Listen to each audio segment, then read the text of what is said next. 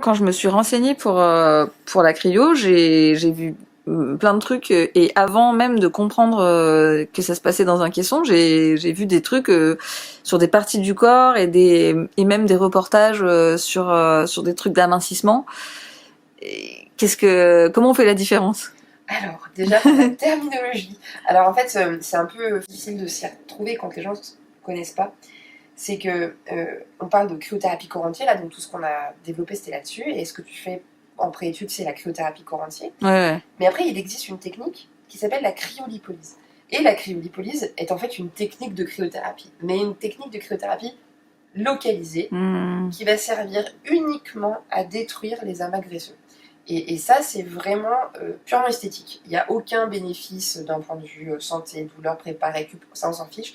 C'est uniquement pour de la masse grasse, donc le bourrelet qu'on veut vraiment faire fondre et disparaître définitivement. Ça, c'est de la cryolipolyse.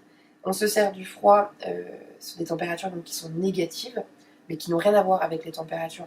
Oui, on va pas à 120. On est sur des températures entre moins 9, moins 10, moins 11, moins 12 degrés pour certaines machines.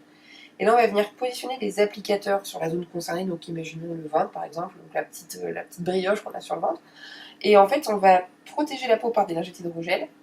On positionne les applicateurs. Et en fait, là, on va envoyer un froid négatif qui va venir cristalliser le lipide qui se trouve dans la cellule de graisse, donc dans l'adipocyte. Et en cristallisant ce lipide, on vient endommager la paroi de la cellule, qui va venir mourir sur un processus d'à peu près 6 semaines. Donc, c'est un peu plus complexe, le processus, mais je vous la fais courte. Il va venir mourir, et donc... Une sorte d'apoptose complètement. Et puis alors là, la cellule, elle est morte. Par contre, on me pose souvent la question, oui, mais est-ce qu'on peut les reprendre? Alors, celles qu'on a tuées, non, puisque le nombre de cellules est fixe dans le corps. Par contre, celles qui sont dessous, elles peuvent prendre 50 fois leur taille. Donc, est-ce qu'on peut en grossir? Oui, techniquement. Je crois qu'on peut toujours. Ça, hélas, à part si à vie, on arrête de manger des trucs trop sucrés, trop salés ou peu importe. Mais ouais, et donc ça, c'est de la cryolipolyse. Et donc on sélectionne les zones qu'on veut en fonction d'eux. Alors des fois on peut le faire, des fois on ne peut pas. Ça dépend du type de gras, parce qu'il y a plusieurs types de gras, mais ça vous le savez.